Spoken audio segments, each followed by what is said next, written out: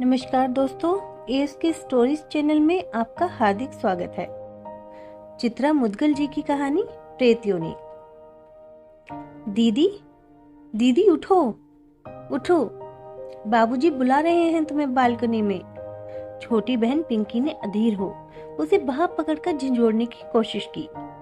बड़ी मुश्किल से चिंकी की झंझोड़न, वे उसके घर पहुंचने की पक्की तसल्ली और अपने आत्म संघर्ष के बोते पर पाई मुक्ति की सहानुभूति से उपजी गहरी झपकी में सेंध लगाने में सफल हुए। वह अकबकाई सी बिस्तर पर उठकर बैठ गई। आंखें नहीं खुल पा रही थी। आंखों की कटोरों में उलीची पड़ी हुई थी। पोर पोर टूटी अवमानित देह की कड़वाई किरकिरी। पलक चीर भर उठे तो कैसे। ऊपर से देह बेपंदी की सी हट ओढ़े उसके वश में नहीं सद रही। सिरहाने लुढ़कने को ही थी कि अम्मा के संयमित कर्कश स्वर ने उसकी लुढ़कती देह को तमाचा सा जड़ चैतन्य कर दिया। नीतू, तेरे बाबूजी बुला रहे हैं बालकनी में तुझे, फिर सो लेना। नींद बड़ी मुश्किल से आई है, फिर आ पाएगी आसानी से, उसने मन में सोचा। पूछा, इतना भर ही? अभी ही चलूं? शायद विचुरवाओ।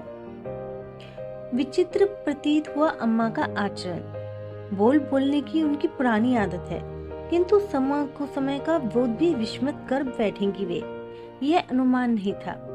रात यही अम्मा उसे छाती से चिपकाए बचिया से बिछुड़ी गाय सी कैसे डकरा रही थी। उसके लौट आने पर विहल से ईश्वर को लाखों करोड़ों धन्यवाद देती नहीं अघा रही थी। उसे लेकर न उम्मीदी की अवसाद में आकंठ डूबा परिवार अचानक उसे सामने जीवित खड़ा पा अविश्वास और प्रसन्नता के आवेग में संग छोड़ने आए हवलदार और महिला सिपाही को पानी पत्ता तक पूछना भूल गया था। दादा, जो बड़ा भाई, बिन्नू, मंझला, चिंकी, छोटी बहन, बाबूजी, सभी तो बावले उठे थे। कितना विभोर हुआ था मैं तो जीकर उसका निजत्व। चलो आती हूँ। चोट खाए घुटने को धीरे से सहलाते हुए पलंग से नीचे उतरी। सीधे होने की कोशिश असहाय चिलकन से दहल उठी। विस्मित हुई। रात बेतहाशा भागते हुए किसी भी घुटने ने अपने आहत होने की उससे चूं तक नहीं की। अब कमरे की चौखट पर खड़ी रात वाली चिंकी एकदम बदली हुई थी। दूर खड़ी उसके कष्ट को मूक दर्शक सी टुकुर टुकुर देखती हुई इच्छा हुई बेसिन पर जाकर नींद पर खुली धार के छींटे दे दे, लेकिन अम्मा के स्वर की आदेशात्मक कृकशता, गर्दन में पगहा कैसे उसे सीधे बालकनी की ओर खींचे ले गई। लंबी खिड़कियों से ढक दी गई बालकनी बाबूजी का शयन कक्ष है।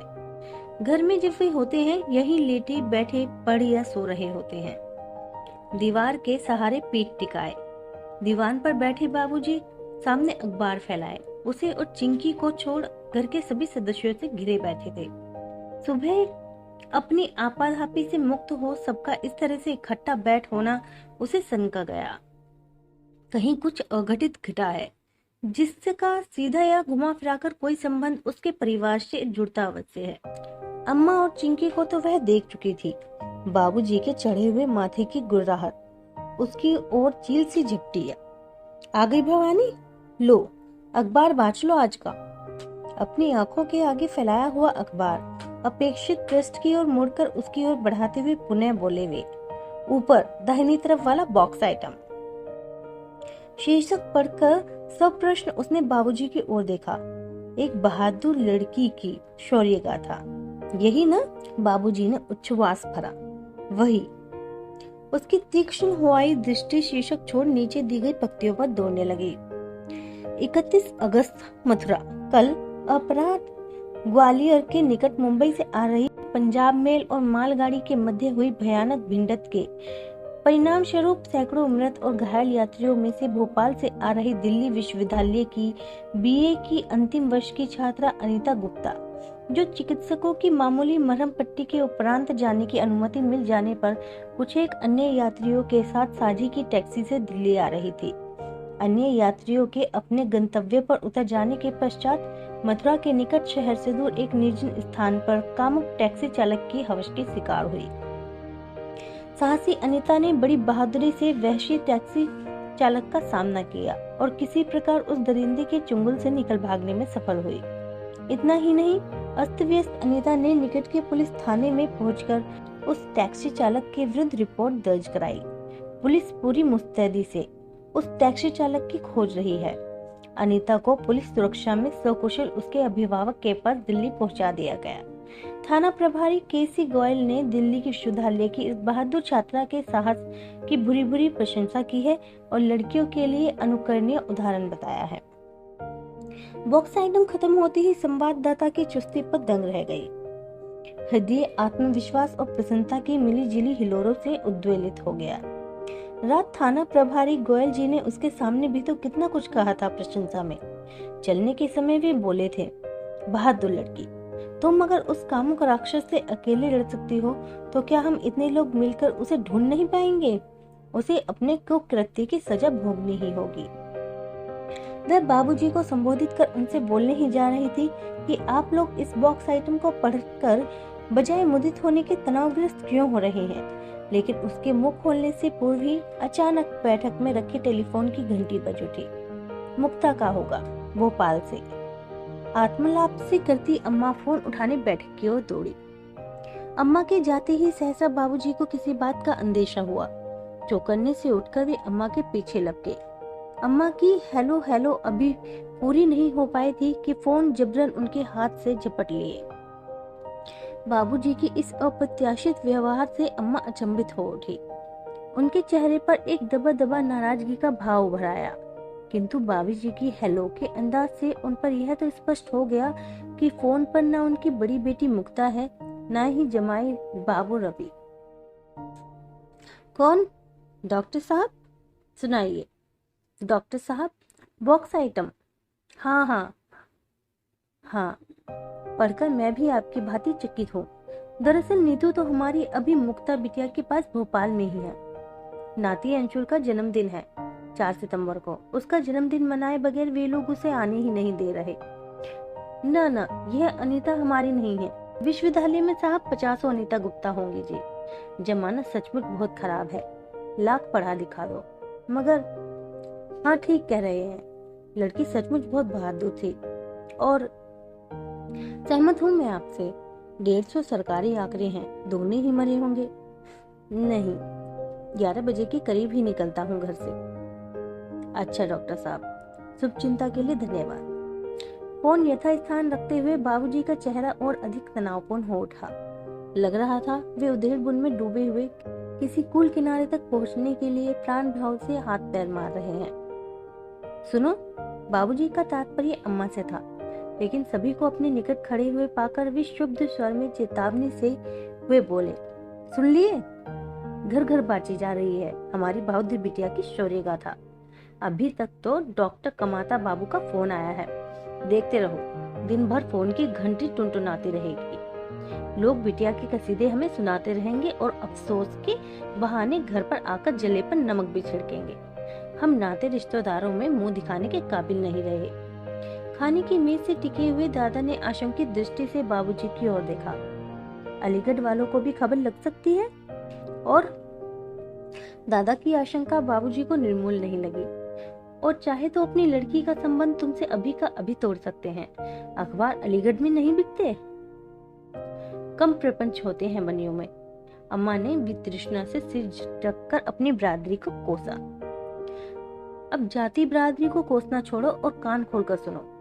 बाबूजी ने अत्यंत सतर्क लहजे में प्रत्येक के चेहरे को गौर से देखते हुए बोलना शुरू किया।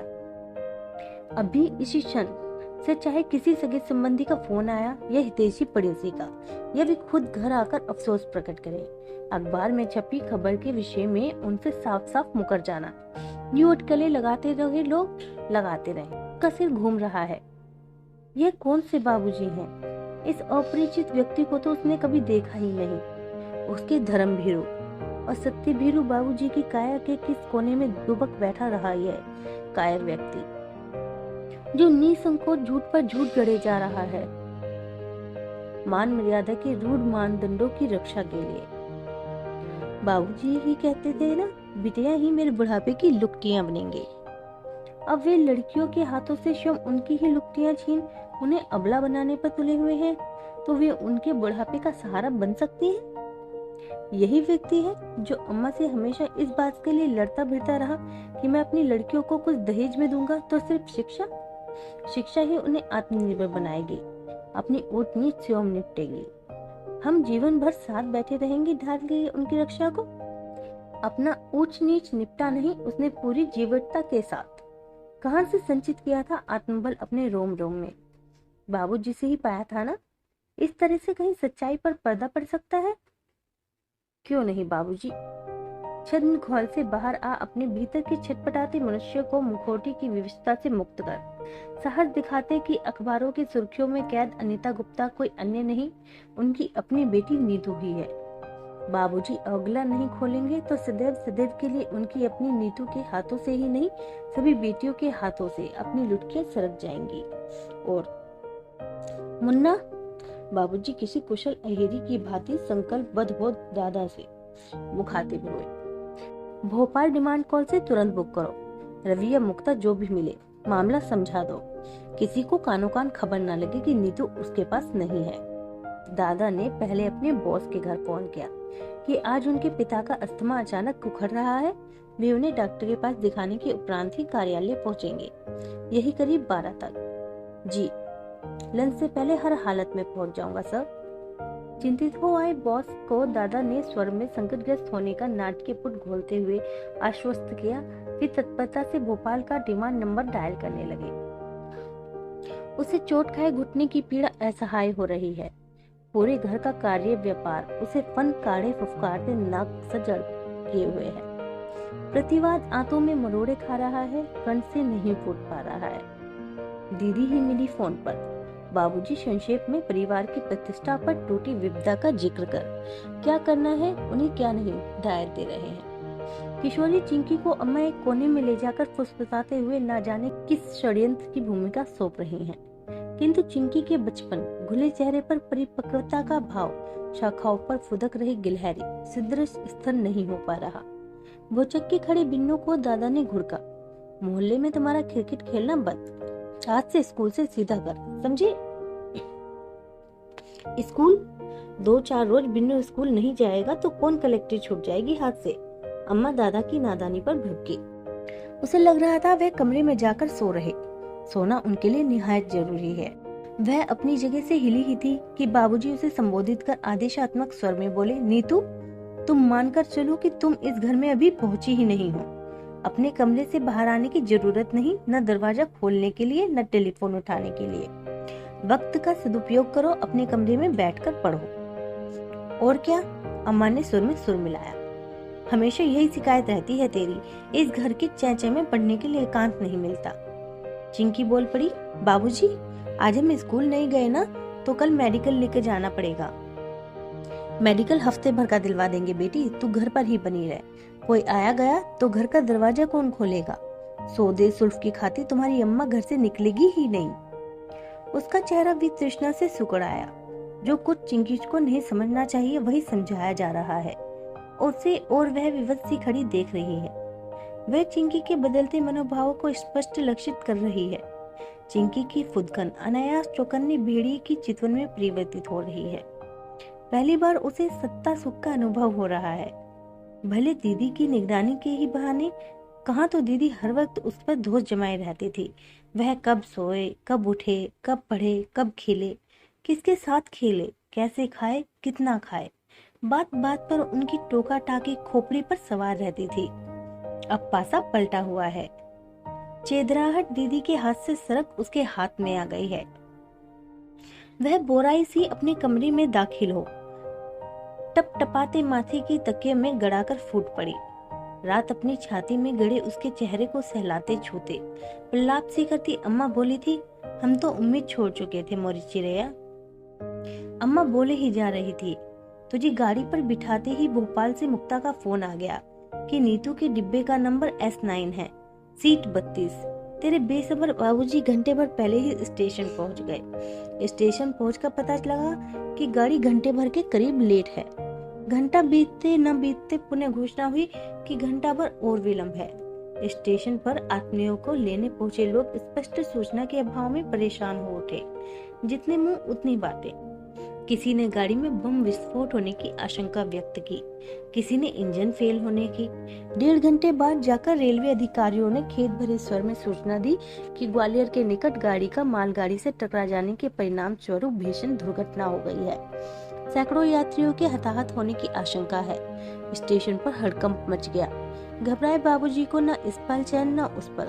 ग्वालियर पहुंचना किसी भी तरह मुमकिन नहीं था कि घटना स्थल पर पहुंचकर तेरी खोज खबर लेते। स्टेशन के बाहर किसी दुकान से इन्होंने घर फोन कर तेरे दादा से परामर्श किया कि आखिर क्या करें। दादा ने सलाह दी, स्टेशन पर व्यर्थ पड़े रहने से कोई फायदा नहीं। स्टेशन अधीक्षक के पास नीतू का विवरण, घर का पता, टेलीफोन नंबर आदि दर्ज करवा कर चले आए। अनर्थ की आशंका से डूबा पूरा घर न कंठ से 2 घूंट पानी उतार पाया, न मुंह में कोट। यही सोच सोचकर कलेजा टूक टूक होता रहा कि विधाता ने ऐसे में मौत भी दी तो कैसी दर्दनाक। प्रेत योनि में भटकेगी मेरी फूल सी बच्ची।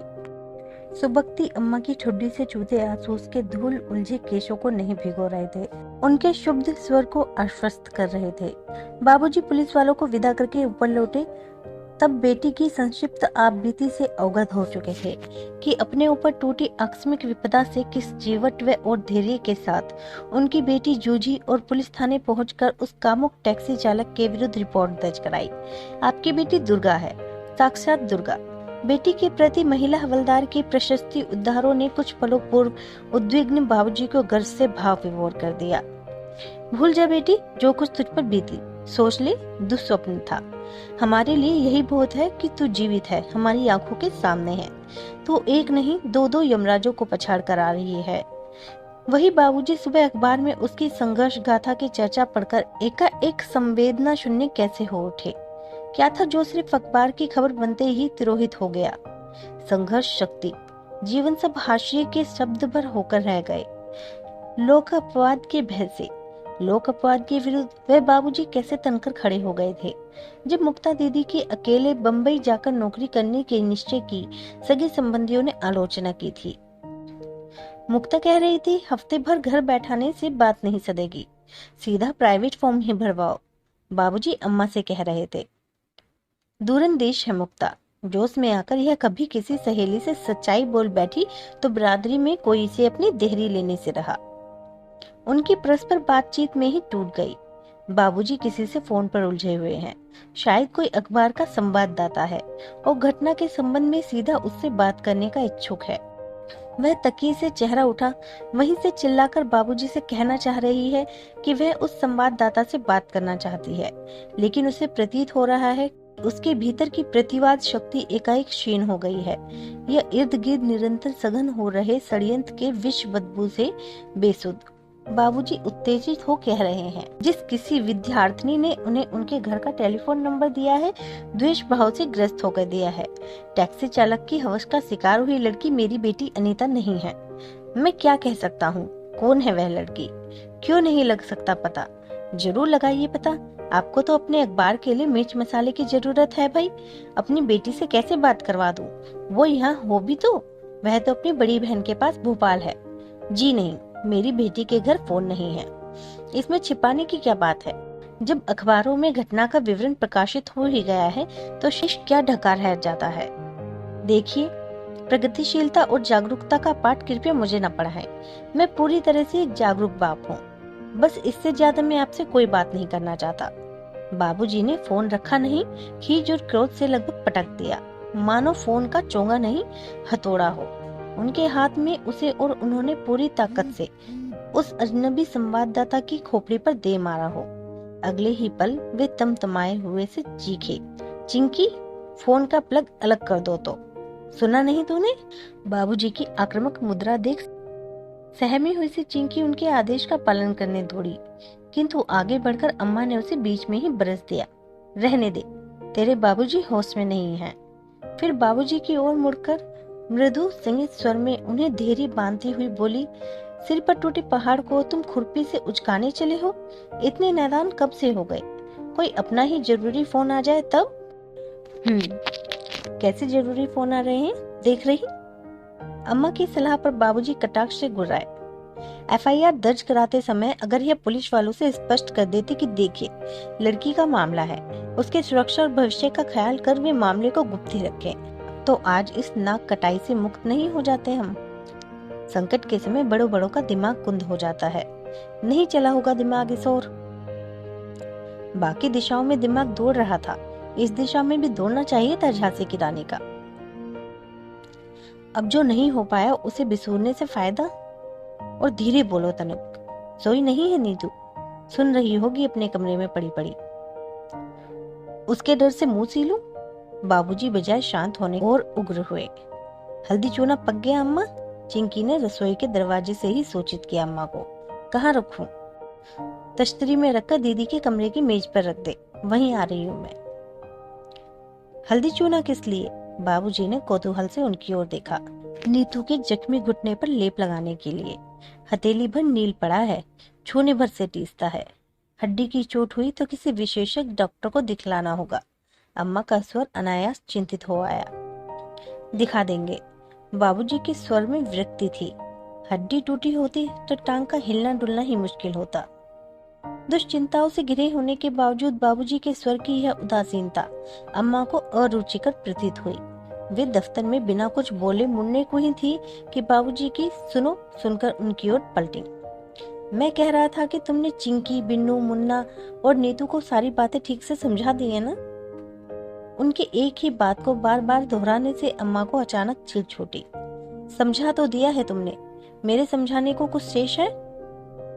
हल्दी चूने का लेप मेज पर रखा निश्चय ही ठंडा हो गया होगा, सोचकर अम्मा बाबूजी की अगली सुनों के घेराव से छूट भागने की खातिर तेजी से बैठक से बाहर हो गई। उनके पास पल भर भी खड़े रहने का अर्थ होता श्रोता बने उनकी हाँ में हाँ मिलाते रहो। चिंताएं बार बार दोहराने से कहीं हल होती है? मेज पर रखी कटोरी के लेप को उन्होंने उंगली से हल्के से छूकर उसकी तसाहट भांपने की कोशिश की। लेप अपेक्षा से काफी ठंडा हो गया था। खास गर्म लगाने से ही वह रक्त के जमाव को काटने में समर्थ होता, जितनी आंच सह ले। कटोरी समेत तस्तरी उठाए वे स्वयं रसोई में गईं और चिंकी को तवे पर कटोरी रखकर लेप को पुनः गर्म करने की हिदायत दी। बिना किसी आहट के उसके सिरहाने आकर बैठ गईं। कुछ एक पल स्नेह से वे उसके धूसरित उलझे बालों में अटकती उंगलियां फिराती रहीं। फिर चिंकी के मेज पर लेप की कटोरी लाकर रखते ही उसके कानों के पास मुंह ले जाकर फुसफुसाई। चित्तो हो ले जरा नीतू, घुटने की चोट पर तनिक हल्दी चूना मल दो। अम्मा के दोबारा आग्रह करते ही वह पलटकर चित हो आई, किंतु दाहिनी टांग के हिलते ही असहनीय चिलकन देह को ठंडे पसीने से तर कर गई। मुंह से चीख निकलते निकलते बची। सलवार का पायचा संकरा था। सावधानी से खींचने खांचने के बावजूद घुटने की चोट के पार नहीं हो पाया। कान के पास मुंह ले जाकर अम्मा मनुहास भरे स्वर में पुनः फुसफुसाई। सलवार उतार दे गुड़िया, पेटीकोट लाए देती हूँ, वही पहन ले कमीज के नीचे। वे उठी और अलमारी से तुरंत साफ धुला पेटीकोट निकाल लाई। कमर पर सलवार उसने लुंगी की भांति गठियाई हुई थी। देखकर अम्मा का माथा ठनका। उनकी आशंकित चमकीली आंखों में प्रश्नों की तलवार खिंचाई। नाड़ा टूट गया? टूट गया कैसे? भागते भागते। भागते? गठियाया हुआ था ना? फिर? उसके सूखे होठ चप चप में कांप कर रह गए। उठ! उसे पीठ के सहारे टेक देती हुई नहीं बल्कि धकियाती अम्मा ने पेटीकोट गर्दन में बच्चे को पहनाए जाने वाले झिबले की तरह डाला। फिर चारों ओर से उसे नीचे खींच दिया। घुटने पर लेप मलते हुए हाथ रोककर सहसा उन्होंने पूछा, महीने को कितने दिन शेष हैं? कुछ पलों पूर्व उस पर तारी छुअन के सम्मोहन की सहानुभूति अचानक धागा खींची मोती की लड़ सी छितर गई। वह कहना चाहती थी कि अम्मा, तुम जिस आशंका से पीड़ित होकर यह प्रश्न पूछ रही हो वैसा कुछ उस कामुक राक्षस की पूरी कोशिश के बावजूद संभव नहीं हो पाया। मैं प्राणपण से लड़ी हूँ, लेकिन घुटने की पीड़ा ने उसे बोलने की मोहलत नहीं दी। जोड़ों पर अम्मा की लेप मलती उंगलियां एकाएक सख्त हो आई थी। तीसरे दिन भी उसे अपने कमरे से बाहर नहीं निकलने दिया गया। बैठक में आकर बैठ सके, बंद खिड़कियों के भीतर मुक्ति की खुली हवा में सांस ले सके, इसकी भी अनुमति नहीं थी। तर्क था, आने जाने वालों के समक्ष उसे नहीं पढ़ना है। वैसे बाबूजी का अनुमान सही निकला। प्रत्येक दिन आने जाने वालों का तांता लगा रहा। कुछ ने अखबारों में स्वयं खबर पड़ी, कुछ कानो कान सुनकर सहानुभूति जताने और हौसला बढ़ाने आ गए। टैक्सी चालक की हवस का शिकार हुई अनीता अपने सेवक राम गुप्ता की पुत्री अनीता नहीं है जानकर उनका उत्साह धूप सा बुझ गया। फिर भी बॉक्स आइटम पर उनकी सामान्य चर्चा घंटे डेढ़ घंटे का सत्संग भाव ओढ़े जाने का नाम न लेती। सभी उस लड़की के माता पिता को सलाह देने को उतावले हो रहे थे कि रिश्वत खा खो पुलिस अगर मामला डकार जाना चाहे तो उन्हें चुप्पी मारकर नहीं बैठ जाना चाहिए, सुप्रीम कोर्ट तक लाना चाहिए और उस कुत्ते टैक्सी चालक को फांसी पर लटकवा कर ही दम लेना चाहिए। अम्मा और बाबूजी के अभिनय कौशल पर वह चकित थी। कितने सहज भाव से दोनों हंस हंस कर लोगों को बैठाते उठाते, उन्हें पुनः कभी घर आने के लिए आमंत्रित करते। एक आध बार वह अम्मा की फुर्ती देख दंग रह गई। पाटिल आंटी और पेनकर आंटी के घर में दाखिल होते ही अम्मा उनके लिए पानी लाने के बहाने उनके कमरे में झांककर उसे आगाह कर गई कि वे धीरे से कमरे की चटकनी भीतर से चढ़ा ले। नंबरी चालू है दोनों, किसी बहाने कमरे का जायजा लेने पहुंच सकती है। वैसे कोई सवाल किया भी उन्होंने तो उससे निपटना आता है उन्हें। कह देंगी आगरा से बड़ी भतीजी आई हुई है नौकरी का साक्षात्कार देने, तैयारी कर रही है कमरा बंद कर। शायद सुशीला आंटी आई हुई है, उन्हीं की आवाज लग रही है। आंटी किसी अखबार में उसी के संदर्भ में प्रकाशित किसी समाचार की चर्चा कर रही हैं। वह दरवाजे की चटकनी उतार फुट भर दरवाजा खोल अपने कान बैठक की ओर लगा देती है। आंटी बता रही हैं, आज दोपहर के सादे टाइम्स में बॉक्स आइटम समाचार छपा है कि दिल्ली विश्वविद्यालय की छात्रा कुमारी अनीता गुप्ता के साथ 30 अगस्त की रात कथित दुर्व्यवहार करने वाले बलात्कारी टैक्सी चालक को अब तक न पकड़ पाने की पुलिस की अकर्मण्यता के प्रतिवाद में दिल्ली विश्वविद्यालय के समस्त छात्र छात्राओं ने कल 10 बजे सुबह ITO स्थित पुलिस मुख्यालय के समक्ष विरोध प्रदर्शन करने का आह्वान किया है। ठीक ही तो है, ठीक ही कर रहे हैं वे। आबरू की रक्षा के लिए अकेले लड़की के दुर्गा बनने से रक्षा नहीं हो सकेगी, पूरे समाज को उसके साथ खड़ा रहना होगा, अम्मा की प्रतिक्रिया थी। उसके कानों को विश्वास नहीं हो रहा। झंड का इतना अधम रूप उसने महसूस किया। सांधी टाइम्स में छपी खबर को सुनकर सारे घर को सांप सूंघ गया। बाबूजी बौखलाए हुए से बैठक से बालकनी से बैठक के बीच चक्कर मारने लगे। बाबूजी की उद्विग्नता भाप अम्मा उनके रक्तचाप के विषय में चिंतित हो उठी। जाओ जाकर मंडी से साग सब्जी ही ले आओ। फिर बाबूजी के निकट पहुंचकर आग्रह करती सी बोली, बाहर निकलोगे तो तनिक जी बहलेगा। फिर बिन्नू को पुकारकर रसोई के दरवाजे के पीछे टंगे खाली थैलों में से खाकी रंग वाला थैला उठाकर लाने को कहा।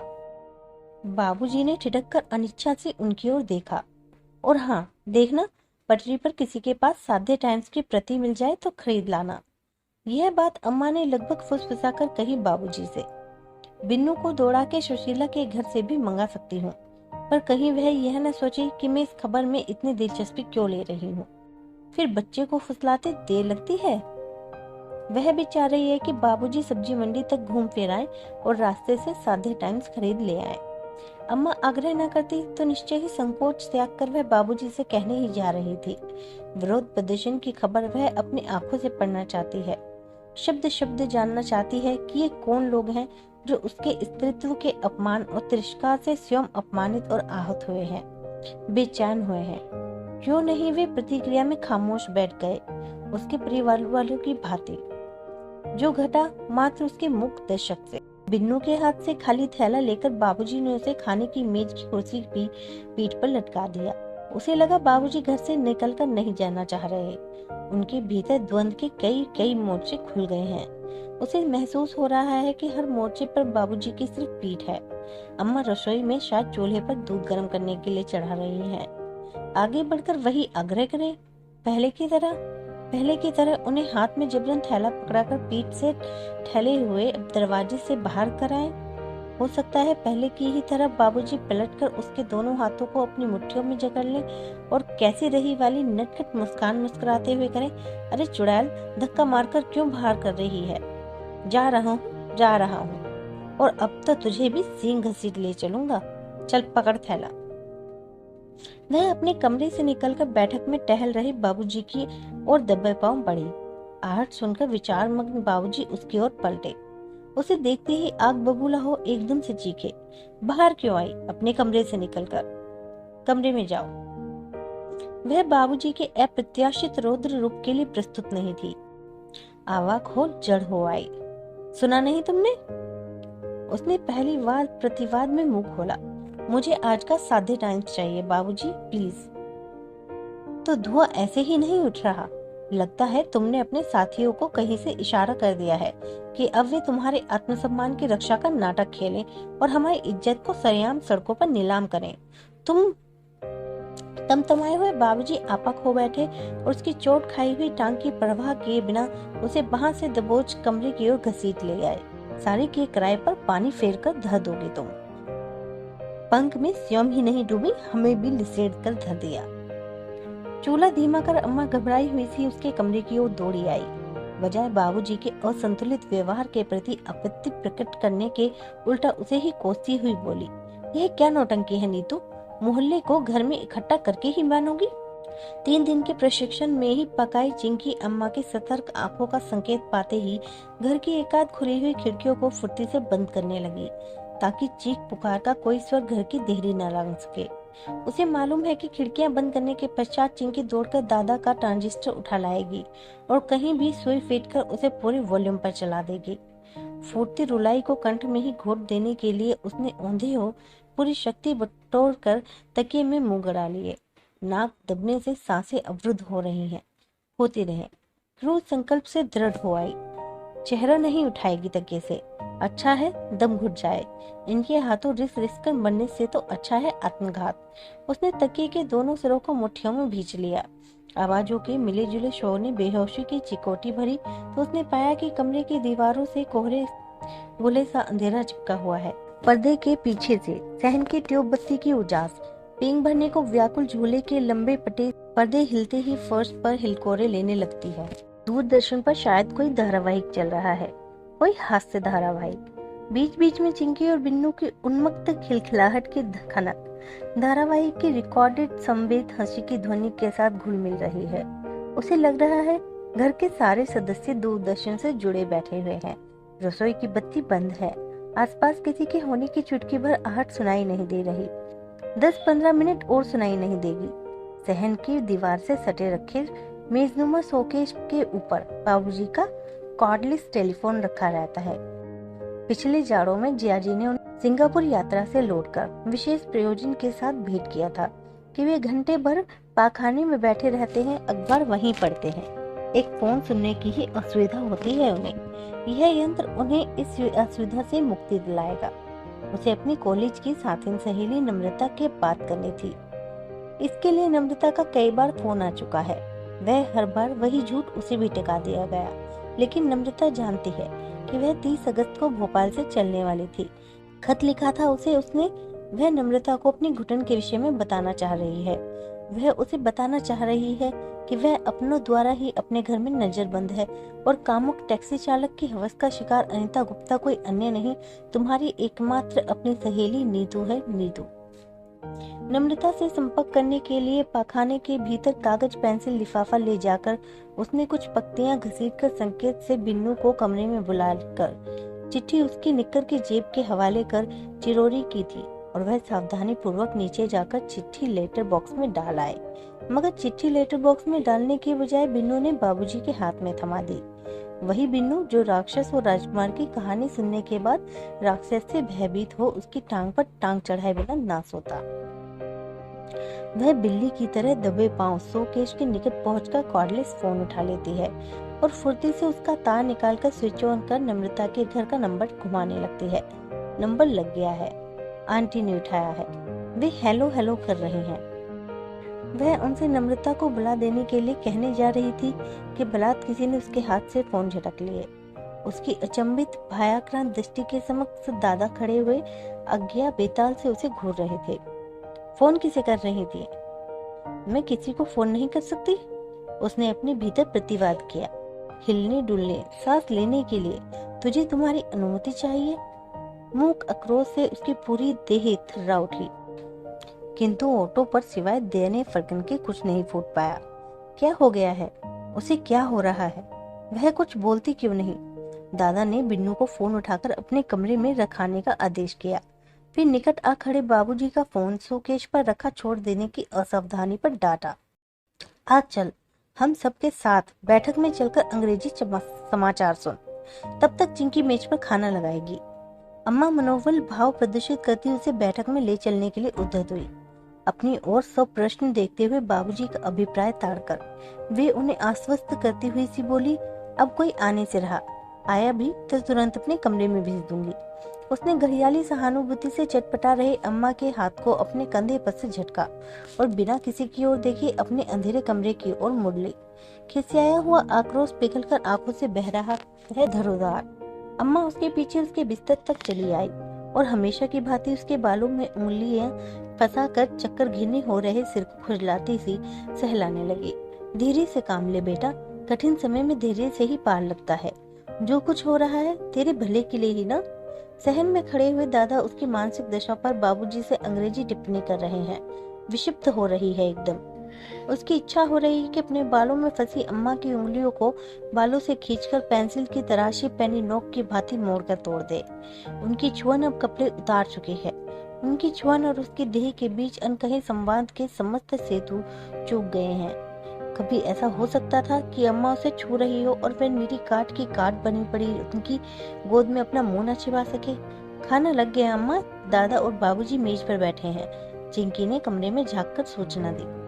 उन लोगों से कहो खाना शुरू कर दे। और सुन, अम्मा का स्वर अचानक रहस्य में हो आया। चूल्हे की बगल में छोटे स्टील के पतीले में काढ़ा बना रखा है। गिलास में डालकर दीदी के लिए ले आ फौरन, खाने से पहले देना है। लाई, कहकर चिंकी रसोई की ओर लपकी। गिलास लिए कमरे में आने से पूर्व वह बाबूजी, दादा और बिन्नू को खाना शुरू कर देने को भी कह आई। ले उठने दो, खाने से पहले तनिक ही खाड़ा पी ले। अम्मा ने उसे उठाने के लिए उसकी गर्दन के नीचे हाथ फंसाया। काढ़ा? कैसा काढ़ा? भूख कुलबुला रही है आंतों में। चिंकी तू जा। अम्मा ने गिलास चिंकी के हाथ से अपने हाथ में लेते हुए उसे कमरे के बाहर भेज दिया और अस्फुट स्वर में बोली, काढ़ा पी लेने से महीना किसी हालत में नहीं रुकेगा, पी ले चुपचाप। उसने विस्फारित नेत्रों से अम्मा की ओर देखा। कमरे में फैली पीली रोशनी उसके सूखे चेहरे पर जल्दी सी गहरा आई। सोच क्या रही है? जहर नहीं पिला रही तुझे? अम्मा के धीरे का मुखौटा उसके चेहरे से सरकने लगा। जहर ही पिला दो सीधा, छुट्टी। नीतू, तुमने पूछा मुझसे? हाथ आई को मत छोड़ता है कहीं? क्यों? हाथ आती तब ना। तुमसे बोला है कभी? बोला हो ना बोला हो, काढ़ा पीने में हर्ज? उबाली जड़ी बूटियां भरी ही तो है। हर्ज है, इसका मतलब है तुम मुझ पर विश्वास नहीं कर रही हो। ठीक है, नहीं कर रही तो काढ़ा पी चुपचाप। नहीं। वह उठ हो आई। पीना पड़ेगा। तैश में आई अम्मा ने उसके सिर के बालों को निर्ममता से मुट्ठी में दबोच लिए और दूसरे हाथ से जबरन ग्लास उसके मुंह से लगाना चाहा। उसने प्रतिकार में पूरी ताकत से अम्मा को परे ढकेल दिया। काढ़े का गिलास अम्मा के हाथ से छिटककर पायताने रखी किताबों भरी अजमारी से जा टकराया। हरेरा के रंग सा काढ़ा किताबों की जिल्दों से बहता हुआ फर्श पर छूने लगा। क्रुद्ध सेनी सी अम्मा आपा खो बैठी। वे उसकी अनपेक्षित उद्दंडता के लिए कतई प्रस्तुत नहीं थे।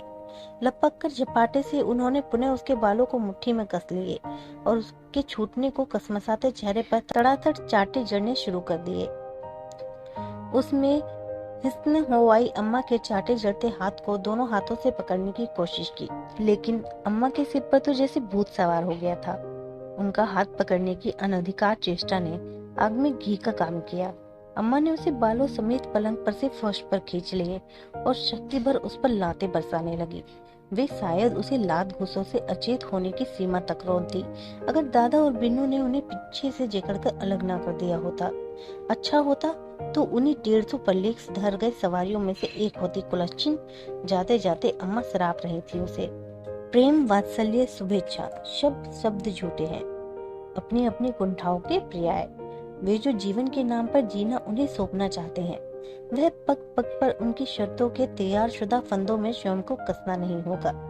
यह नजरबंदी मात्र हफ्ते भर के लिए नहीं, एक लंबा गिरवी जीवन ऐसी ही नजरबंदी की चींथती संकरी सुरंग में बंदी होकर बिताना होगा उसे। बिता सकेगी वह? कितनी कुशलता से अम्मा बाबूजी ने अपने भीतर के अविवेकी शोषक को रोक दिया। बिन्नू और चिंकी के कच्चे मन मस्तिष्क में कि उन्हें अपनी दीदी से अलग होते समय नहीं लगा। उनकी दृष्टि जब भी उसकी ओर उठती, संशय, हिकारत से भरी किसी अपराधी की ओर तनी उंगली सी हो उठती है। बुआ के गांव बीरन के चमड़ा टोली ने देखा, वह दृश्य अट्टहास बनने लगा उसकी चेतना पर, जिसमें 6-7 लोग बल्लम भाला ताना अपने ही हाथों से गए स्वर का वध करने में उसे घेर रहे थे, और सुअर दारुण चीत्कार करता हुआ अपने प्राणों की रक्षा के लिए शक्ति भर भाग रहा था। नहीं, इनके सामने आत्मसमर्पण से अच्छा है आत्मघात। पूरा घर बेसुध नींद में जियाया पड़ा हुआ है। सावधानी पूर्वक उठकर उसने अपने कमरे की चटकनी भीतर से चढ़ा ली और पेटी के ऊपर तहाए रखे कपड़ों में से अम्मा की एक नायलॉन की साड़ी खींचकर उसे बटकर मजबूत फंदा तैयार किया। साड़ी का एक सिरा बिस्तर पर मोड़ा रखकर छत के पंखे से बांध उसे खींच कर परखा। मुक्ति का यही रास्ता शेष है। कारण वह कोई लिखकर नहीं मरेगी। दादा का हस्तलेख हूबहू उससे मिलता है। जो भी कारण वे लोग अपनी प्रतिष्ठा और पसंद के अनुसार चुनना चाहें, उसे आत्मघात के संदर्भ में चुनने के लिए स्वतंत्र है। वह मोड़े पर चढ़कर खड़ी हो गई, फंदा पकड़कर अपने गले में डालने जा रही थी कि अचानक उसकी आंखों के सामने सांधी टाइम्स की वह अनदेखी प्रति घूम गई, जिसमें बॉक्स आइटम में यह खबर प्रकाशित हुई थी कि दिल्ली विश्वविद्यालय के छात्र छात्राएं कल सुबह 10 बजे पुलिस मुख्यालय के समक्ष छात्रा अनीता गुप्ता के कथित बलात्कारी टैक्सी चालक को पकड़ने में हो रहे विलंब के खिलाफ शांतिपूर्ण विरोध प्रदर्शन करेंगे। कल वही छात्र छात्राएं जब बॉक्स आइटम में उसके आत्मघात की सूचना पढ़ेंगे, तो वे स्वयं को अपमानित में और ठगा हुआ नहीं महसूस करेंगे कि वे एक निहायत कमजोर और कायर लड़की के बहाने अपनी लड़ाई लड़ रहे थे, जो उन्हें लड़ने से पहले ही हार मानने को अभिशप्त कर गई। वह पलों मोड़े पर खड़ी साध्य टाइम्स की अनदेखी प्रति में प्रकाशित उस सूचना को बार बार पढ़ती रही और निश्चय के गर्भ में अंकुआता एक निश्चय अपना कद ग्रहण करने लगा। वह एक से लड़ सकती है, 5 से क्यों नहीं लड़ सकती? अब वह अकेली भी तो नहीं। गले से फंदा निकालकर वह उचक उचक कर खेल खेलती सी पंखे से अम्मा की साड़ी की गांठ खोलने लगी। जो सामान जहाँ जैसा था उसने यथावत रख दिया। जाकर बोझ मुक्त हो निश्चिंत सी पलंग पर लेट गई। नींद एक अजीब सी खुमारी लिए उस पर तारी हो रही है। कल सुबह वह भी होगी ITO स्थित पुलिस मुख्यालय के सामने विरोध प्रदर्शन के लिए एकजुट होती अपनी पीढ़ी के साथ।